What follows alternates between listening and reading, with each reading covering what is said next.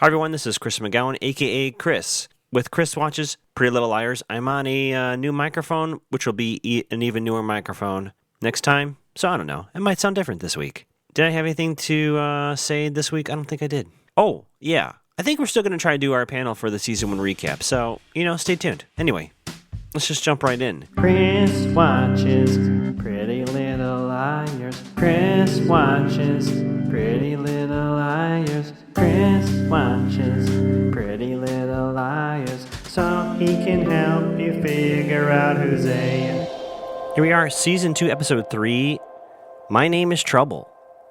And we start with the liars watching the movie. We don't get the traditional previously on. Instead, we get them talking about our recap. Kind of like, what's the most important thing to remember going into this episode? And I said to myself, is this clever to be talking about this with the silent movie going on with just music so that people may not be able to overhear them? Or is it weird because who in the hell would be watching this movie? Either way, their first thing is they think Jason Newface is hiding Ian. Now, as far as I know, Jason Newface is not a fan of Ian. At least original Jason did not seem to be a fan of Ian at all. We knew they were friends and kind of smoking weed, I guess, was the implication last season when those two hung out.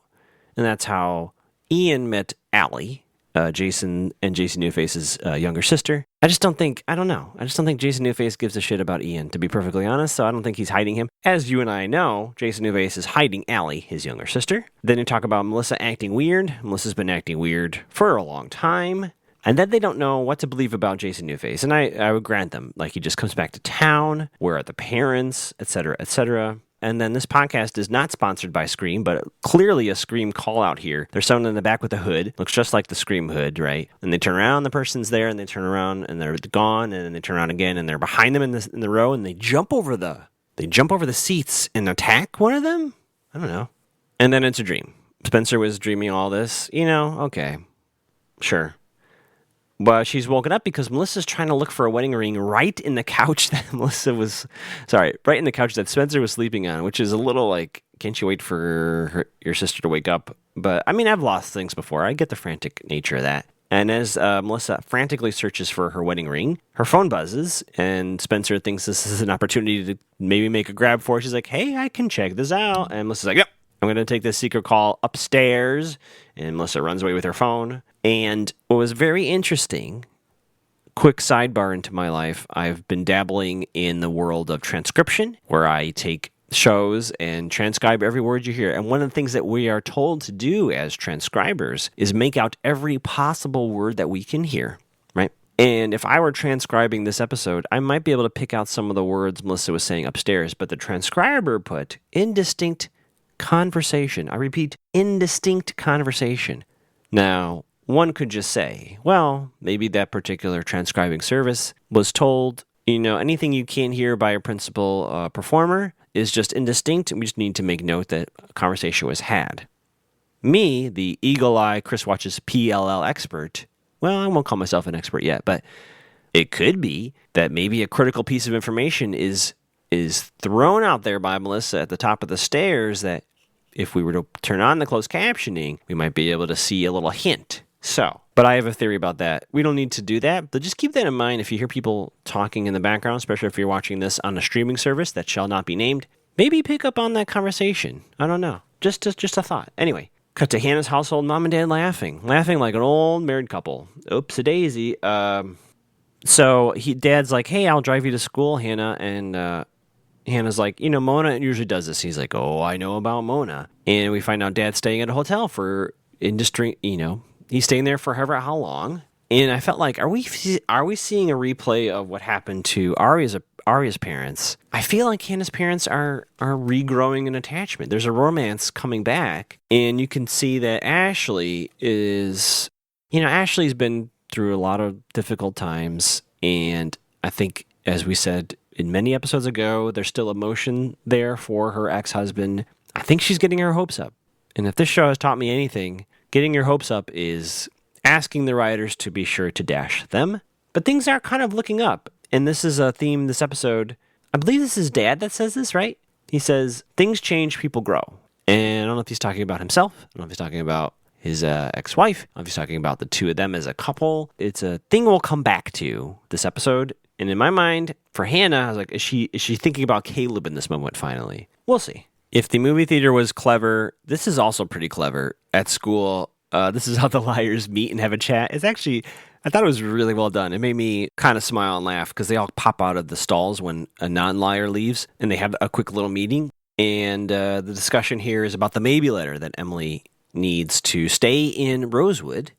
A little bit of discussion there about the level of importance of said letter. And then Arya reveals she is going to Hollis to take like a pottery class. Is that even a thing? I guess it is. I just just when I thought Arya was free, I guess no. I guess she is sticking as close to Mr. Fitz as she possibly can.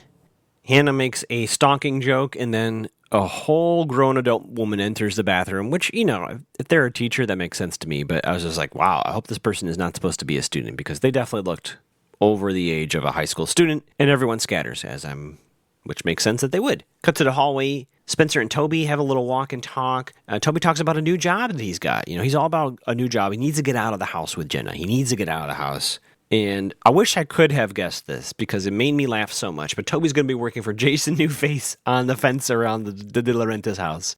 I'm not sure why Spencer suddenly now doesn't trust Jason Newface. It was just a season ago where she and Jason Original were having a very heartfelt conversation. And I felt they viewed Jason Original as an ally. So I don't know why all of a sudden they don't trust him. But maybe it's a new face. Maybe that's why. Cut back to the outdoor. What do you call this outdoor area? Like a plaza, a quad, a hangabout? What would you call this area? Anyway, it's the outdoor cafeteria zone. We have a little Hannah Lucas scene. She waves at him, and Lucas is like, "What?"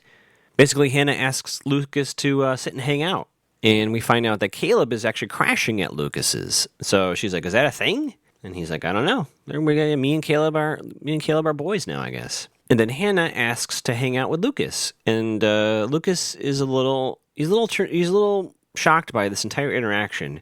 So it hits him, and he says, "You know what? He is busy today, but maybe some other time." And this is Hannah taking in that life lesson of things change, people grow, right? I guess she's trying to give both Lucas another chance, but also maybe giving herself a little slack, like saying all that happened before. Maybe there's a chance for the two of us to, rekindle a friendship, which is really nice. And then I was shocked. I will admit, PLL fans, you might be like, "Chris, how could you be this silly?" But I was surprised to see Ezra is still on the show. There he is walking into the college with Arya. I was like, wow, he's still on the show? I guess that's not an end. Because all we saw at the end of last episode was that big dramatic kiss, right? Anyway, we're doing the college at Hollis thing, and I said, are they back together? What's going on? They're taking, and they're talking about public displays of affection, and Ezra has to remind Arya that Arya's father still teaches here a few nights a week, so they can't be all smoochy. And then I had to pause the video. I could not believe, why would they not think this is possible? But of course, standing there watching them have a smooch, they're like, good thing we have nothing to worry about here. Jackie, the ex, sees them smooching. Now, Jackie does a great bit of acting here. I genuinely mean this. The person portraying Jackie here, she has this look of, it's so perfect. I'm not trying to overhype her performance here, but it is shock at him kissing somebody else, right? Wait a minute, is that the girl that answered the door and was all weird to me at that house I went to? Wait, are they a couple? Like, all those emotions, all those thoughts hit her all at once, and then on top of that, she's still trying to talk to the person that we don't see that she's having a conversation with.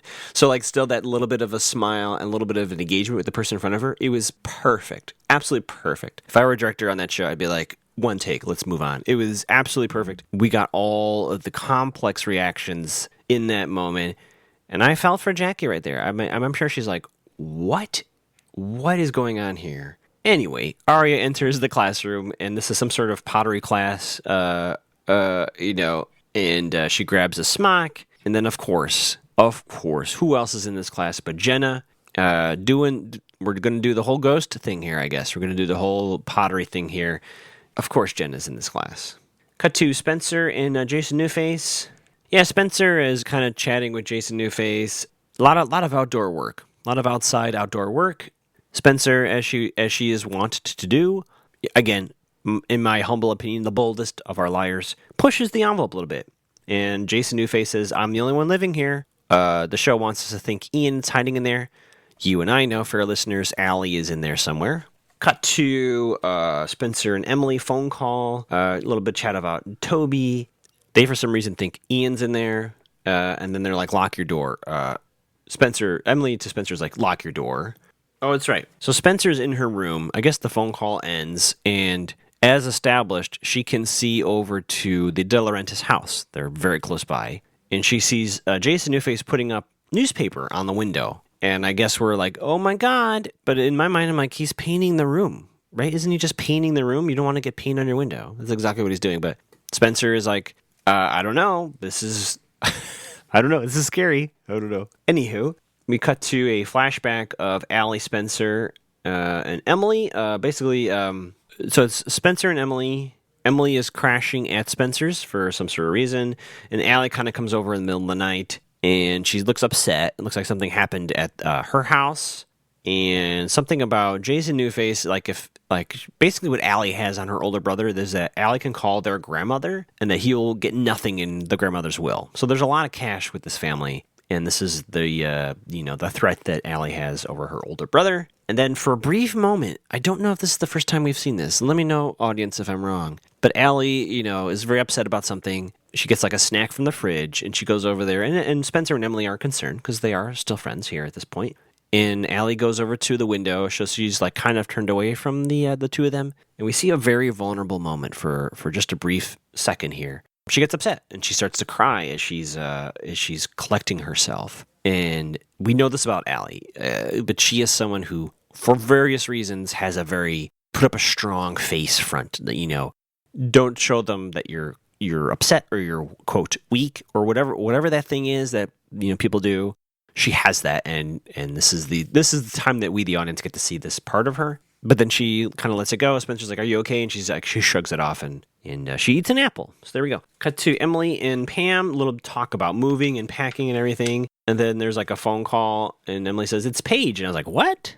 Wait, are we still? Is Paige still in this world and trying to?" I mean, I know it might be a cover for Emily, but still, it's like Paige of all names to use. Anyway, Spencer and Emily. So that flashback, I guess, is actually memory that Spencer has. So she calls Emily and says, "Hey, do you remember that incident where Allie came running over?" And I think they're starting to put together their own theory as to what's going on. Like, I guess their theory is maybe there's some sort of money involved in quote, getting rid of Allie that involves Jason, I guess, Newface. Cut to school, Lucas and Hannah. Basically, I forgot to say that Lucas invited Hannah to help with the yearbook. So this is our yearbook moment. Lucas is the head photographer. They're yearbooking. And Hannah's like, "Hey, this lady Danielle thinks you're really cute." And Lucas is like, "No, I don't think so." But then Hannah's really pushing it. She's pushing him to ask Danielle out. And then Lucas says something a little shady again, like, "Well, I've tried that before and it really blew up in my face," which is, come on, Lucas, dude, come on. But he does say, "Look, I'm just trying to work here and be friends." So I don't know why Hannah's really pushing this, but that's what's going on there. Cut to the Hastings household. Melissa's still searching for that ring all over the house.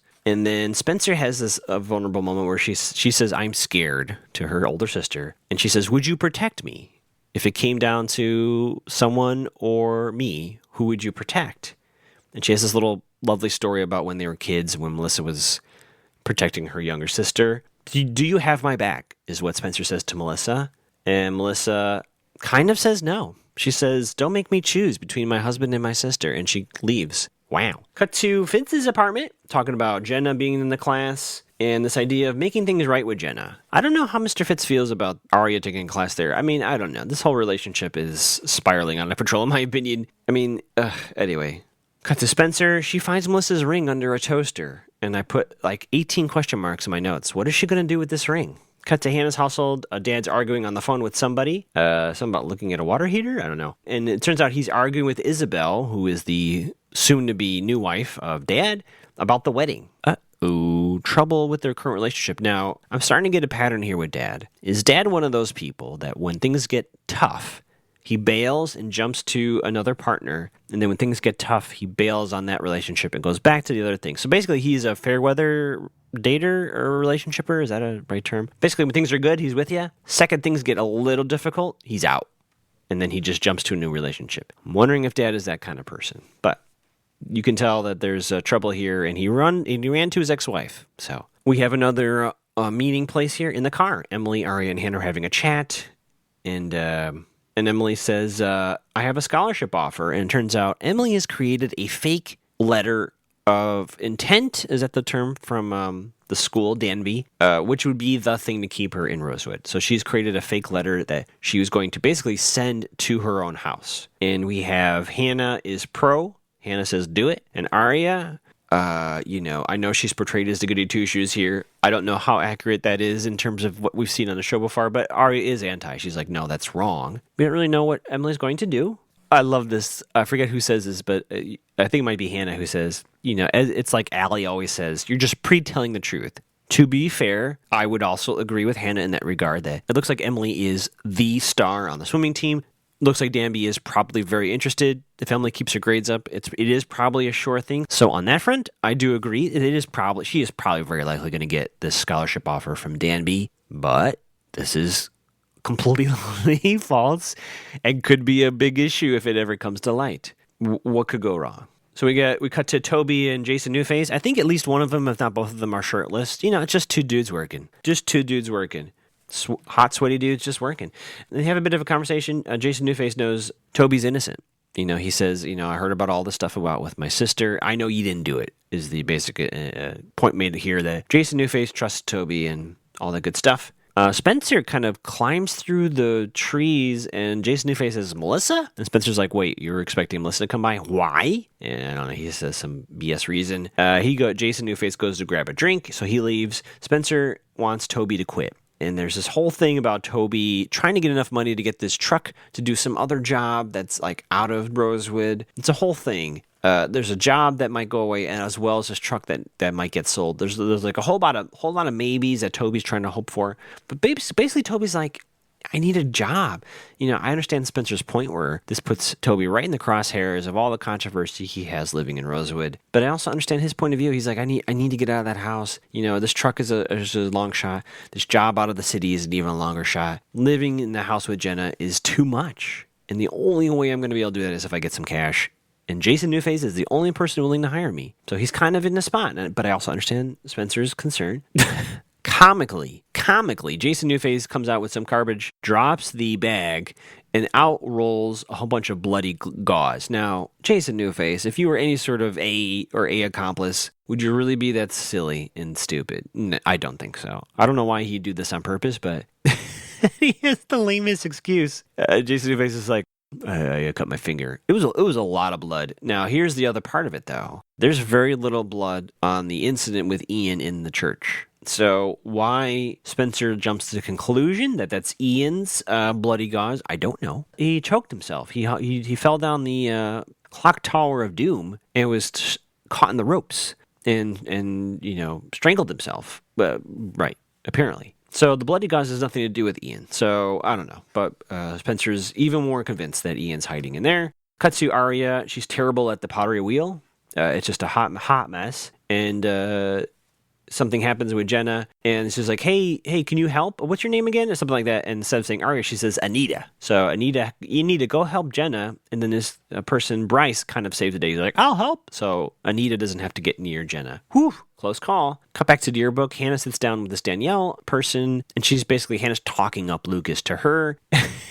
Danielle, to her credit, is like, who's Lucas? Oh, boy. So does that mean that Hannah is misreading or intentionally misreading Danielle's interest in Lucas? I couldn't tell, but I think that's what, in that line, who's Lucas, that kind of tells me that. At any rate, Hannah keeps hyping him up. Oh, all the women are dating him, best photographer in school, all this stuff. And I don't know if it really works, but there's this theme of forgiveness coming through, Cut back to Spencer. She's pawning the ring. So this is what she's doing with the wedding ring. She's pawning it for cash. We have a slight O. Henry thing going on here. Now, she is pawning the wedding ring that is Melissa and Ian's wedding ring to J.B. Schmidt, right? She's not doing it purely for pettiness, although I'm sure that doesn't hurt. She's doing it to give it to Toby, so he doesn't have to work this job, can buy this truck, and get this other gig. That's her intention. And I knew that's not a spoiler even within this episode. I'm like, oh, that's exactly what she's doing. Still, quite a move to do to your sister. I understand why. I completely understand why. But boy, this bridge between her and her sister is just never going to heal. It's never going to be a thing, is it? As she's leaving with the cash, I didn't quite understand the whole thing. Did she leave the ring and get cash and then has to come back? I don't understand the coming back part of it. He's like, yeah, you better be back by Monday or something. I guess he took like a loan on the cash, and if she doesn't come back, he gets to keep the ring? I don't know. Anyway, someone's watching her as she leaves, which is, who knows? Is this person with the hood? Is this somebody else? We don't know, but someone watches her go. Cut back to the school. Lucas kind of confronts Hannah and says, what did you say to Danielle? And he's a little put off by it. Like I guess she said something to him. I don't know if they're hanging out. I didn't write that down on my notes. I forget if they're hanging out, Lucas and Danielle, but he's basically like, what are you doing? Why would you do this? And Hannah's like, people change, they grow. So there's that theme again. Cut back to Emily. She's prepping the letter to send to herself in her room. Pam comes down and says she found some baby stuff. And her and Emily have a bit of a moment and talking about their journey, basically from the time we started the show till now, kind of like how we got here. And Pam sounds like, I may be wrong, that she understands her daughter more and is maybe a little more accepting of her daughter and who she is. And Emily, gosh, the biggest heart. I mean, she forgives her mom for all that shit. And it's really, I know for some people that would be extremely difficult. But to me, in this moment, it does look like Emily has forgiven her mom for all of the stuff that has happened. Wow. And mom, and there's some tears here, some hugs. And it's a moment of connection between the two of them, as tense as their relationship is. And it's in that moment when mom leaves, for some reason, Emily tears up the letter, whether she feels, we don't know why, but whether she feels it's just dishonest or whether she feels, she wants to start off on the right foot and not lie to her mom. Whatever, I don't know, whatever it is. She tears it up and throws it in her trash can. Cut to Spencer driving up in the pickup truck. So she used that cash to get this truck. And Toby's like, are you crazy? And Toby says, I love you so, so, so much. They smooch. And then Jason Newface is kind of outside, like glaring at them. Very strange. Very strange, Jason. What are you doing, dude? Cut back to Hannah. Mom and Dad are laughing. And then Isabel texts Dad. Dad's away from his phone as Mom and Dad are laughing. I was like, don't do it, Hannah. Of course, Hannah erases the text. It is gone forever. Dad will never know Isabel texted him, I love you so much, let's get married, kind of thing. So she just pulled a Mona. Interesting, huh? She literally did what Mona did to her.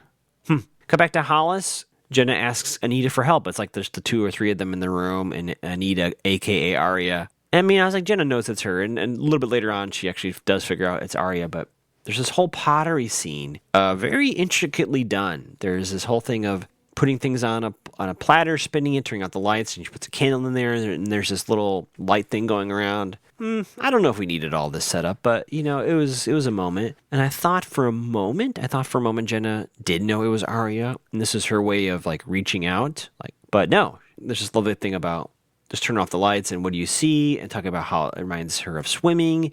And Jenna, like, starts to cry because she remembers what it was like to see, which is also probably reminding her of who did this to her. It's a really well done monologue by Jenna. Another fine acting performance. I don't know. Maybe someone would criticize it, but I thought she did a very great job, the person portraying Jenna here. It was a really moving monologue. It's beautiful. And then she's like, wait, is that Aria? And she's like, blow it out, blow it out.